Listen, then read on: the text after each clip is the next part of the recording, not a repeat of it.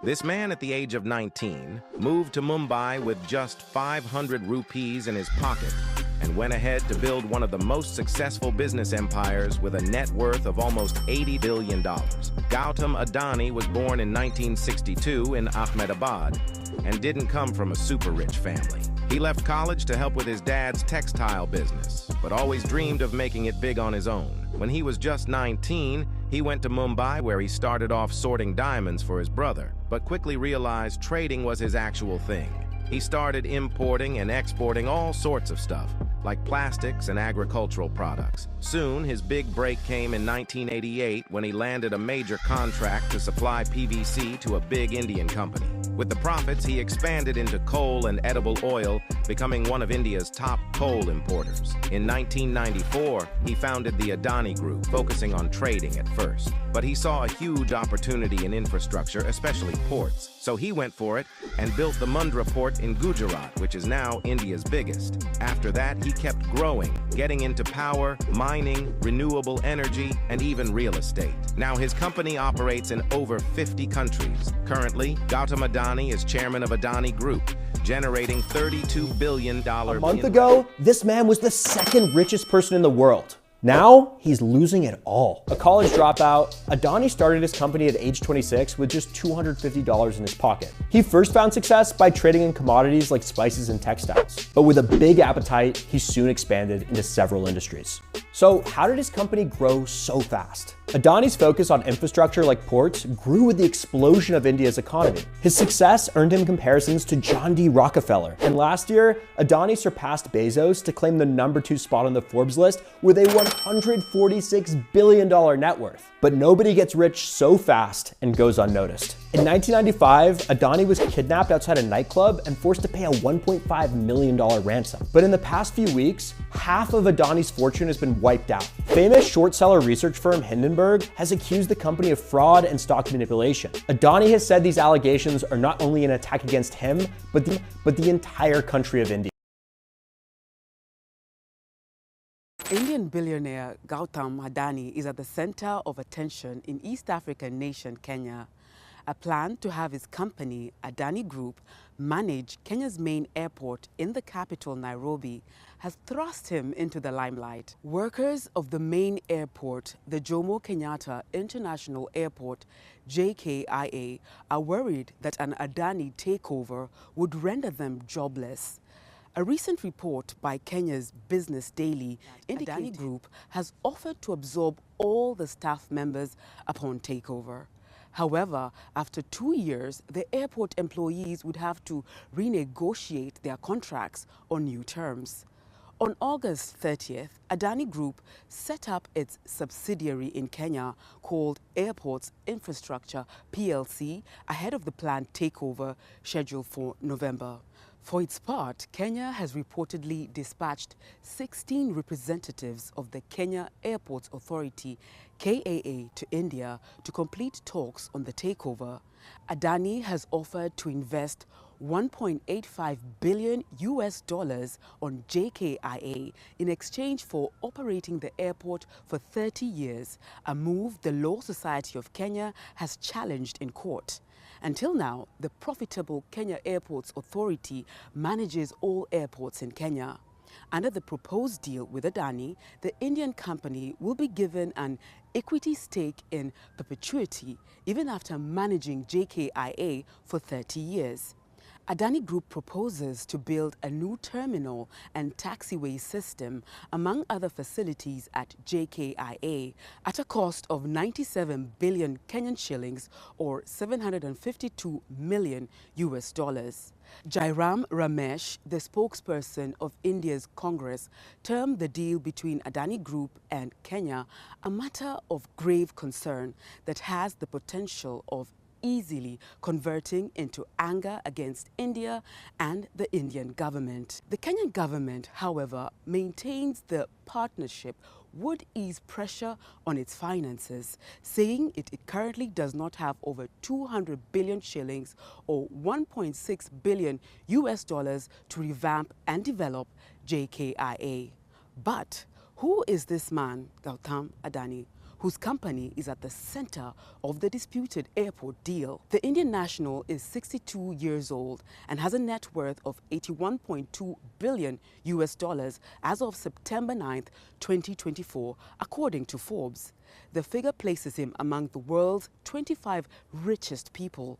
He is the chairperson of Adani Group, which has interests in ports, airports, power generation, and green energy. Adani Group began operations in 1988 as a commodities trading company. It thereafter expanded through acquisitions. Adani is India's biggest airport operator. He also controls India's largest port called Mundra Port in Adani's home state of Gujarat. He also owns Abbot Point, a coal mining project in Australia, said to be one of the largest globally.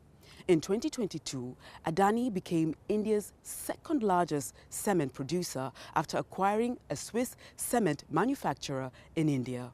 Forbes reports Adani schooled up to high school level and that he got capital to start his own business after managing his father's textile shop. In January 2023, U.S. firm Hindenburg Research accused Adani and his companies of financial fraud and stock market manipulation. Adani Group, however, denied the allegations. Adani is married and has 2 children. Out to be a deal of the mighty in the government with an Indian conglomerate under the Adani Enterprises.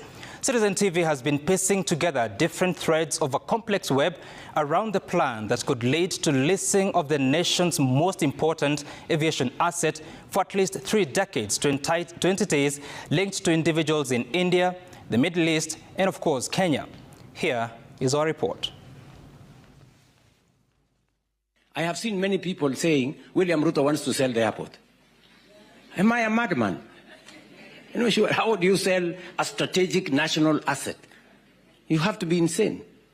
On the 20th of July 2024, President William Ruto, addressing town hall meeting in Mombasa, confronted the JKIA controversy for the first time in public, seeking to put out embers of suspicion.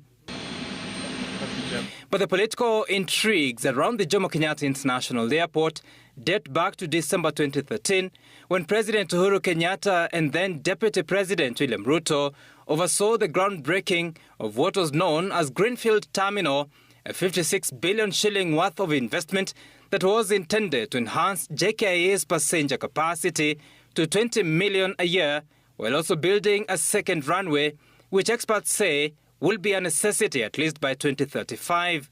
This is not about politics. This is about the future of this country. This is about the prosperity of all. It is the single critical moment for us to come together and build this country in the best interest of all Kenyans. While the works had been clear to start, the same government mysteriously cancelled the contract in March 2016. It would later emerge that top figures in government and private businessmen differed, and the airport deal was cancelled as a move in settling political scores. Talk of a new or refurbished JKIA went silent from then on, and in 2022, William Ruto became president. Sources told Citizen TV that in the early months of the regime, conversations began about reviving some of the mega projects that had stalled or collapsed under the previous administration. Part of the conversation revisited the Greenfield Terminal project that was now a dispute under arbitration. It emerges that a decision was taken to withdraw the case and have the airport project pursued under a public-private initiative on argument that the government had no money to spend on the JKIA. The collapsed Greenfield Terminal project saw the loss of 4.5 billion shillings that had already been paid to Chinese contractors for the project. Another 600 million shillings was paid to settle the matter by arbitration. Around that time, the new administration was also introducing a contentious so-called government-to-government oil importation deal, entered ostensibly to save the country from foreign exchange crisis. The oil deal was hurriedly closed in 10 days from when bids were invited on 1st of March 2023 and 10th of March 2023, when master framework agreements were signed with 3 international oil companies. The 3 IOCs were Aramco Trading Fujairah FZE, Abu Dhabi National Oil Company, and the Emirates National Oil Company. The oil deal was to last to December 2023, but was extended for a further 12 months to December 2024. All 3 companies are based in the United Arab Emirates, including Aramco Trading, which is a subsidiary of Saudi Aramco of Saudi Arabia, based in Fujairah in the UAE. Then comes the link between the oil deal and the JKIA controversy. It emerges that conversations about the airport project were initiated at the time with the same individuals affiliated to the government-to-government oil deal. Government, however, never made any formal statements until June 2023, when the then Transport Cabinet Secretary Kipchumba Murkomen announced that the government would be inviting bids for the construction of a new terminal at the JKIA.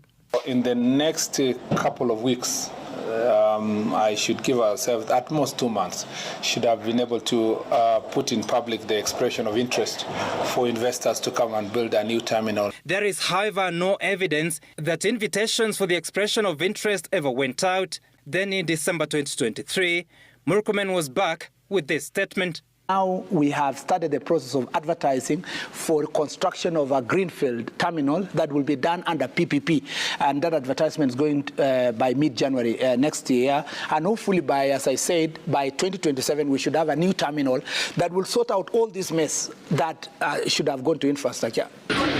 No advertisement was made, and instead this invitation for bids for an agency to advise the government was published by KEA in May 2024, months after the Adani deal had commenced. The invitation read, a request for expression of interest for provision of consultancy services for PPP project of construction of new terminal building and associated works at JKIA. In March 2024, Adani Airports Holding Limited submitted a privately initiated proposal, PIP, to the Kenya Airports Authority, proposing to develop and expand the Jomo Kenyatta International Airport through build, operate and transfer model of public-private partnership. The sequence of events, however, raises questions. First, the Adani proposal was received in March 2024. The Cabinet of Kenya approved the National Aviation Policy and the JKIA Medium-Term Investment Plan on June 11, 2024. The 2 documents essentially spell out the future intentions of KAA. By this time, however, Adani had already submitted their well-informed proposal. It turns out that in February 2024, ALG, a global transport and infrastructure consulting firm, contracted by the KAA to advise on the prospects of putting up a new passenger terminal building at the JKIA, had submitted their findings. In those findings, ALG concluded that the Kenya Airports Authority could invest in a new facility by getting into an airport concession that would last up to 30 years. ALG, however, recommended that even though a public-private partnership was a logical proposition, it would be best to use the open tendering route. ALG's report stated that an open tender process is the best international practice and that it was the default procurement method in the Kenyan PPP regulations. Adani, on the other hand, in its proposal, opposed an open tender process as it would lead to time wastage. Adani said that compared to competitive bidding, which is a lengthy and time-consuming process, PIP, meaning privately initiated proposal, offers fast-track and time-bound procurement. Adani stated that PIP allows terms beyond financial aspects, ensuring citizen welfare. And so, what is in Adani's privately initiated deal? Climate change protesters have scaled trees in the heart of Sydney CBD during a rally against coal giant Adani. They are...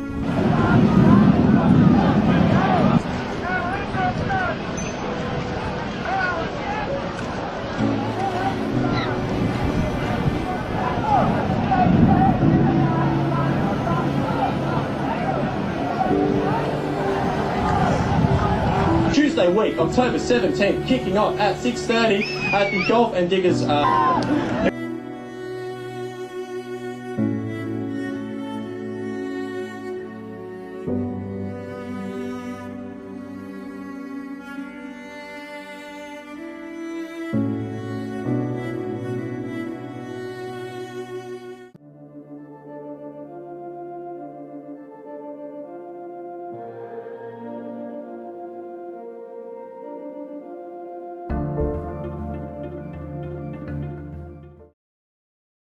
Cabinet Secretary Davis Chirchir has just dropped a bombshell. Adani is now eyeing more than just the airport. They've proposed taking over and controlling the power lines from Ketraco. And if you think that's it, think again. Adani might be angling for even more public amenities. Now, are we about to see a private company tightening its grip on Kenya's essential services? We might have to be very careful. Keep it connected, Daily Digest. The man behind Adani Airport Holdings Limited is the man behind Indian conglomerate Adani Group, and according to Forbes, is as rich as Croesus. Gautam Adani, who dropped out of school at 16, is now the second richest man in Asia, the 21st in the world, and according to Forbes' real-time billionaires list, Adani's net worth is $81.4 billion, the equivalent of 10.5 trillion shillings, 3 times what Kenya had planned to collect in revenue in the 2024-25 financial year. And it was exactly 30 years ago, on the 12th of September 1994, that Adani Exports launched its initial public offering. The 62-year-old son of a textile merchant was 32 years old then, the 7th of 8 children. The conglomerate now boasts of vast business holdings in airports, ports, mining, renewable energy, telecommunications, real estate, commodities trading, and even fast-moving consumer goods in India and Australia. Adani Airport Holdings Limited, in particular, operates 7 airports in India, with an 8th in the pipeline. Adani could very well be Asia's richest man, and at one point was the 3rd richest man in the world. But in 2023, the Adani Group was hit by accusations of stock manipulation and accounting fraud by Hindenburg Research. As a result, the market value of the publicly traded companies plunged just as they were planning to launch the largest follow-on public offering in India's history. However, the group vehemently denies the claims of fraud. Adani's business fortunes have also been linked by critics to his close ties to Narendra Modi and India's ruling BJP party.